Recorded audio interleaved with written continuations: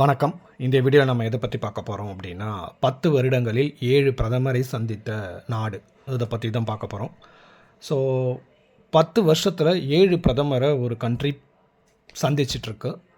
So இது ஏதோ ஒரு பொலிட்டிக்கலாக அன்ஸ்டேபிளாக இருக்கிற ஒரு கண்ட்ரியா அப்படின்னு பார்த்து நம்ம நெக்லெக்ட் பண்ணிட முடியாது.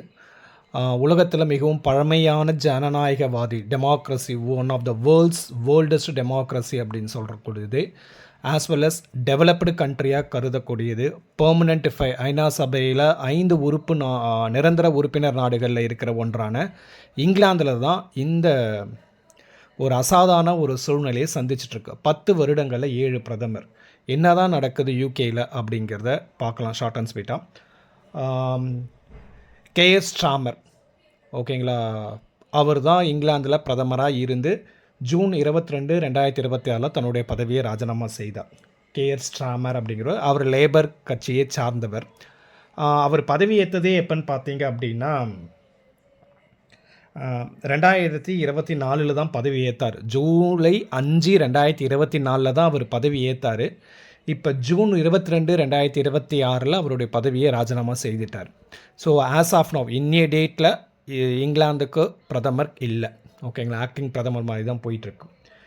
ஸோ 2010 பார்த்தோம் அப்படின்னா டேவிட் கேமரான், அதுக்கப்புறம் தெரேசா மே, அதுக்கப்புறம் போரிஸ் ஜான்சன், லிஸ் ட்ரஸ், ரிஷி சுனாக், இவங்க எல்லாமே கன்சர்வேட்டிவ் கட்சியை சார்ந்தவங்க தான் பிரதமராக இருந்திருக்காங்க. அதுக்கப்புறமேட்டு கிட்டத்தட்ட ரொம்ப வருஷங்கள் கட்சி லேபர் கட்சியை சேர்ந்த கேஎஸ் ஸ்டார்மர் ஜூலை 5, 2024 பதவியேற்றார். ஸோ இங்கிலாந்தோட அரசியலை பொறுத்த வரைக்கும் 2 ப்ரெடாமினன்ட் பார்ட்டிஸ் தான், 2 பிரதான கட்சிகள் தான். ஒன்று லேபர், இன்னொன்று conservative. Labour left wing ideology கொண்ட இடதுசாரிகள் அப்படின்ற மாதிரி, கன்சர்வேட்டிவ் ரைட் விங் வலதுசாரிகள் அப்படிங்கிற மாதிரி. லேபர் பார்ட்டி கவர்மெண்ட் ஸ்கீமுக்கு ரொம்ப முக்கியத்துவம் தருவாங்க. கன்சர்வேட்டிவ் பிஸ்னஸ் க்ரோத்துக்கு ரொம்ப முக்கியத்துவம் தருவாங்க. இது 2 தான் இவங்களுக்குள்ள வித்தியாசம். ஸோ கிட்டத்தட்ட இதுக்கு நாம் ஏன் இது பிரச்சனை லேபரோ கன்சர்வேட்டிவோ கிடையாது. இங்கே லேபர் கட்சிக்கோ கன்சர்வேட்டிவ் கட்சிக்கோ ஏதோ ப்ராப்ளமானு கேட்டால் கிடையாது. இங்கே ப்ராப்ளம் எங்கே இந்த பிள்ளையார் சுழி போடப்பட்டது அப்படின்னா 2016 போடப்பட்டது.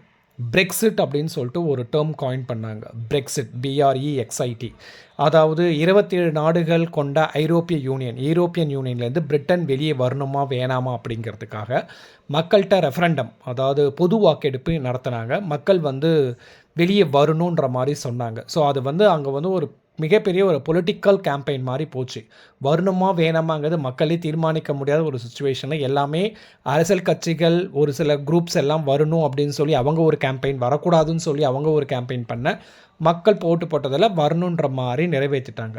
ஸோ அப்போ அந்த பிரெக்சிட் கேம்பெயினில் அவங்க மிக முக்கியமாக சொன்னது என்னென்னா, ஐரோப்பிய யூனியனுக்கு நாம் செய்யக்கூடிய செலவுகள், நம்ம அனுப்புகிற பணங்களை நம்ம வெளியே வந்துட்டோம் அப்படின்னா அதை NHSக்கு நம்ம யூஸ் பண்ணிக்கலாம் அப்படின்னு சொன்னாங்க. இங்கிலாந்தை பொறுத்த வரைக்கும் NHS அப்படிங்கிறது நேஷ்னல் ஹெல்த் சர்வீஸ் அப்படிங்கிறது, தேசிய சுகாதார சேவை அப்படிங்கிறது, கிட்டத்தட்ட அங்கே மக்களுக்கு, ஒட்டுமொத்த மக்களுக்குமே சுகாதாரம்ங்கிறது இலவசமாக தரப்படுது. ஸோ அந்த பணத்தை நம்ம அங்கே செலவிடலாம் அப்படின்னு சொன்னது மக்கள்கிட்ட கிட்டத்தட்ட ஒரு பெரிய எதிர்பார்ப்பை ஏற்படுத்திச்சு. சரி, வெளியே இவ்வளோ நாள் கழிச்சு அந்த பணத்தை NHS ஃபுல்ஃபில் ஆச்சுன்னா கேட்டால் கண்டிப்பாக கிடையாது. அதுக்கப்புறம் கொரோனா டைம்லேயுமே நிறைய க்யூ அங்கே இருந்தது, நிறையா பேர் இறந்தது. இதெல்லாம் மக்களுக்கு இது பிரெக்சிட் கேம்பெயின் கரெக்டாக தான் நடந்ததா அப்படிங்கிற மாதிரி ஒரு கேள்விக்குறியை அங்கே கொடுக்குது.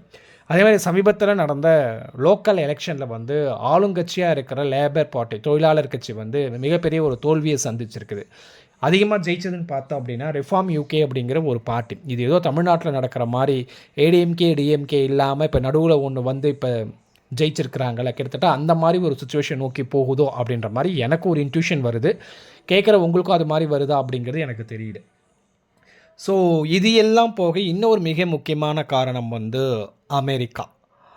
கண்டிப்பாக டொனால்ட் ட்ரம்ப்போட கை இருக்கா அப்படின்னு கேட்டால் அதுக்கான ப்ரூஃப் எல்லாம் எதுவும் கிடையாது. பட் கொஞ்சம் ஃப்ளாஷ்பேக் நம்ம நோக்கி போகணும். எப்ஸ்டின் ஃபைல்ஸு, உலகத்தையே சர்ச்சைக்குள்ளானது அந்த எப்ஸ்டின் ஃபைல்ஸு.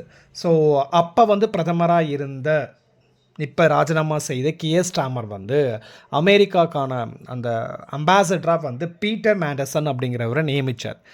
ஸோ இந்த எப்ஸ்டின் ஃபைல்ஸ் வரப்போ இந்த பீட்டர் மேண்டர்சன் இந்த ஜெஃப்ரின் எப்ஸ்டின் கூட மிக நெருங்கிய தொடர்பு இருந்ததுமே வீடியோவில் வெளிச்சத்துக்கு வந்தது. அது ஒரு மிகப்பெரிய பொலிட்டிக்கல் ஸ்டாம் அங்கே கிரியேட் ஆச்சு. ஸோ இது உள்ளுக்குள்ள லேபர் பார்ட்டி மட்டும் பிரச்சனையா அப்படின்னு பார்த்தோம், அப்படி கிடையாது. இல்லை கன்சர்வேட்டிவ் பிரச்சனையான்னு பார்த்தா கிடையாது. இங்கே ஒட்டுமொத்தமாக லேபர் அண்ட் கன்சர்வேட்டிவ் ரொம்ப வருஷமாக இருக்கிற மாதிரி தான் பிரச்சனை நிறையாவே இருக்குது. கிட்டத்தட்ட தமிழ்நாடு மாதிரி தான் ஏடிஎம்கே டிஎம்கே ரொம்ப வருஷமாக இருந்து இப்போ எப்படி ஒரு மிகப்பெரிய ஒரு அசாதாரண சூழ்நிலை தமிழ்நாடு சந்திச்சிட்ருக்கோ, கிட்டத்தட்ட அதே மாதிரி ஒரு அசாதாரண சூழ்நிலை தான் இப்போ இங்கிலாந்தும் சந்திச்சிட்ருக்கு. ஸோ இப்போ என்ன கேஎஸ் ஸ்டார்மர் ராஜினாமா செஞ்சிட்டார். இப்போ அடுத்த ஸ்டெப்பு என்னங்கிறது பொலிட்டிக்கலாக அங்கே இன்னும் எதுவுமே அடுத்த மூமெண்ட்டுக்கு அவங்க போகலை.